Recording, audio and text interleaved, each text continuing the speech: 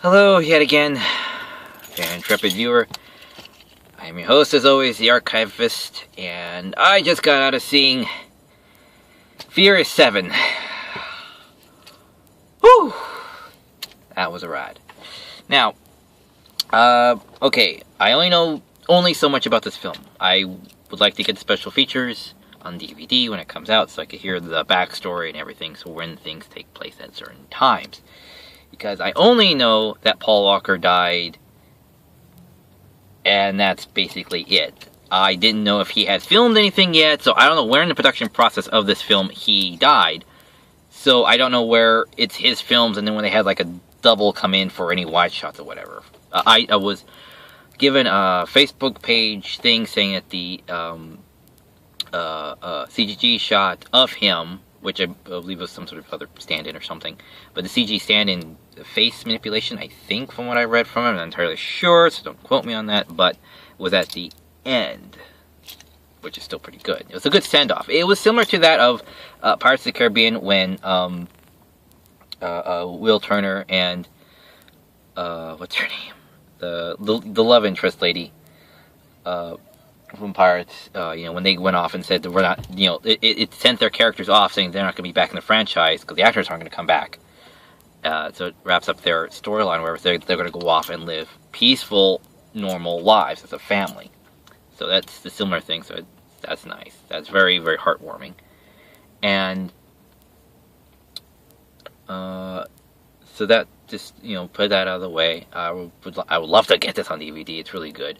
I only have a few things to say about it that kind of bug me a little bit. It's kind of like a little like, that's weird, Not a criticism, it's just an oddity to me. Doesn't really hurt the movie. Doesn't hurt it. It's just a strange thing to do, in my opinion.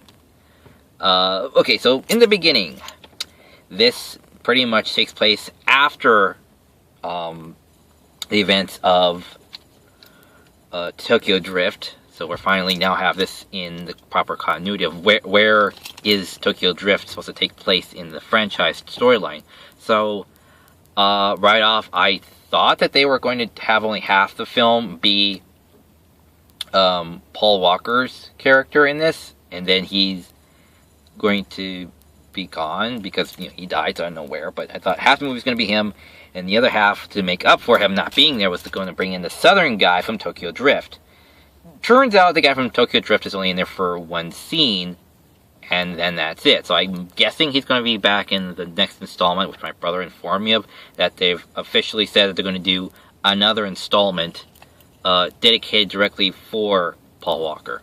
That's what he said. I don't know. I'm going to look for the info on this later when solid stuff is confirmed, and when I don't have internet. Yes, I know I don't have internet, so I'm gonna have to look that up next time I go to the library. Anyway, so the film picks up. Basically, evil transporter shows up, starts destroying their lives, kills off the guy from Tokyo.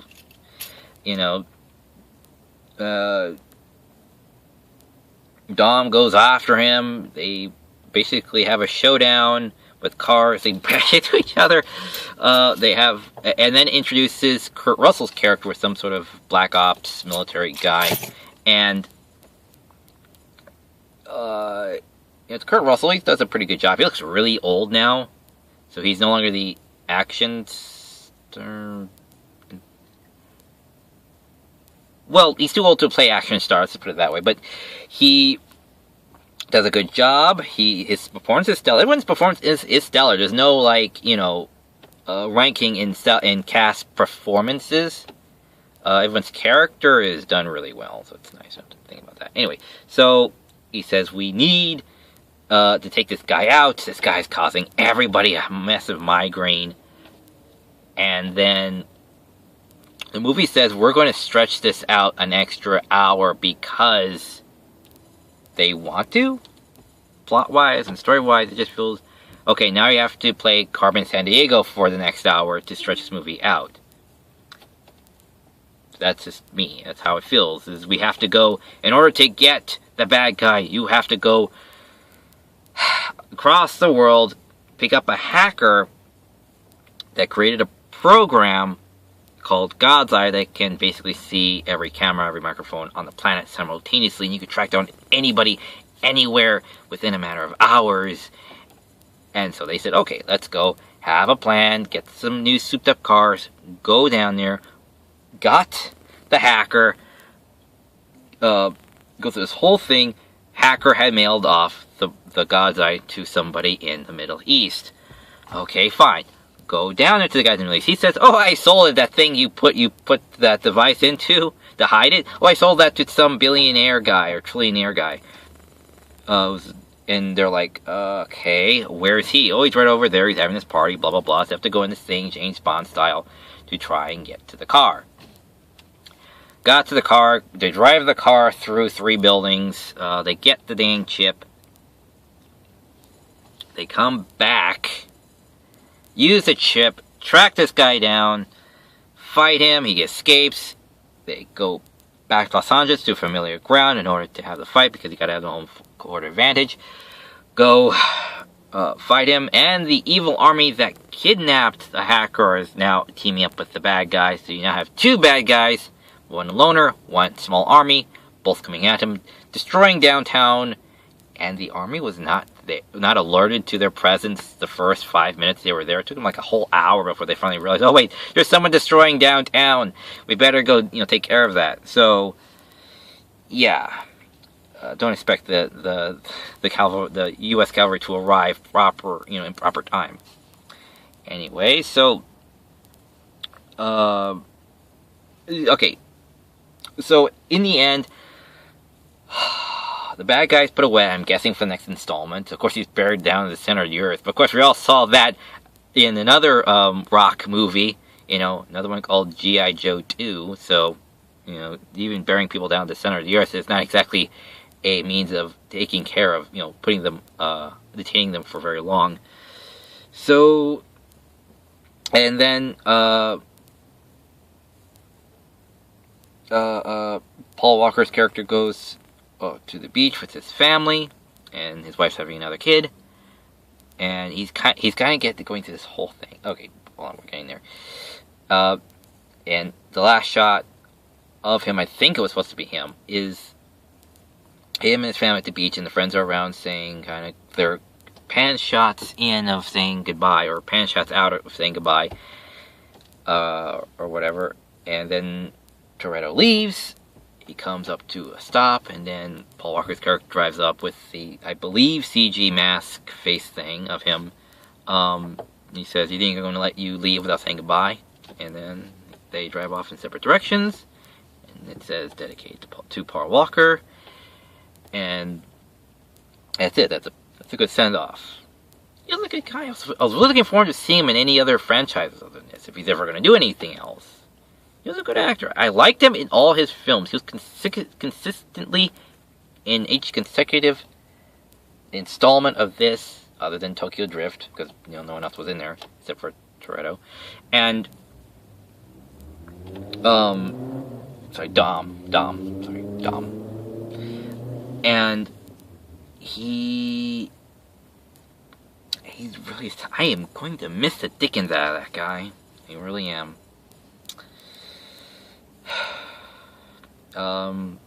Okay, so, like I said, the cast was stellar. Nobody played Lester.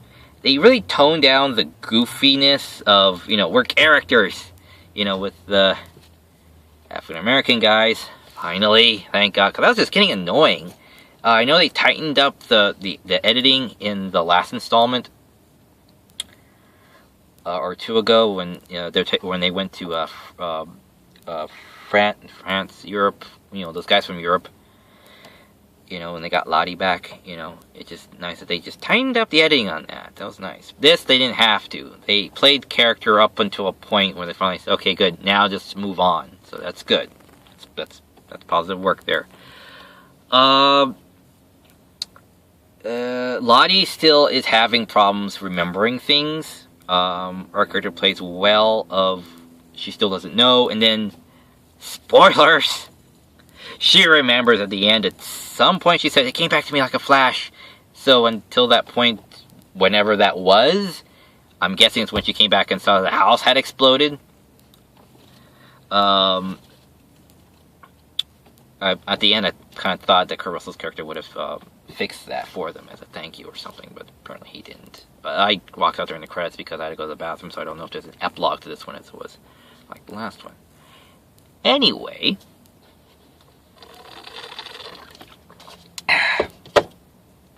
there was, yes, her character finally comes to a resolution. So her and Dom, I'm guessing in the next installment, are also going to drive off into the sunset and start a family of their own.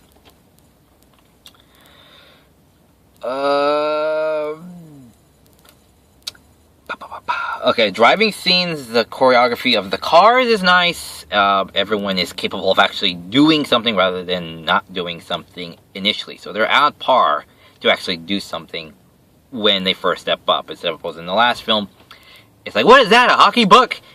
Do something! Don't just comment on it first! Like Paul Walker's character did. He's like, that's not good. Let's get that off my car. And it scrapes it off his bumper before the thing turns off his car. You know, so people in this are a lot more on the nose. The whiny guy is still a bit whiny, but it's not too overbearing in this one as opposed to the last one, so that's good.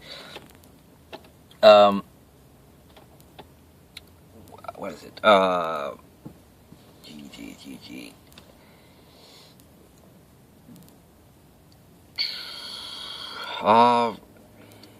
Van Diesel and The Rock are still a stellar, and they still get to bring the hammer down. I'll get to that in the choreography.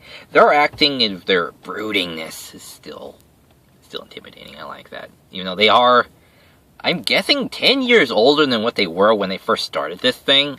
I forget how long it was, but I know it was like about 10 years ago or something like that. It's like the Harry Potter films, where it just goes on for like a decade. But anyway, yeah. These guys are still intimidating. They haven't lost anything. But even Kurt Russell still has a good acting prowess in it. Granted, I think he's a bit too old to play the action hero. But anyway, yes. So choreography in fighting now. Here is a character who's actually capable of actually fighting them hand to hand.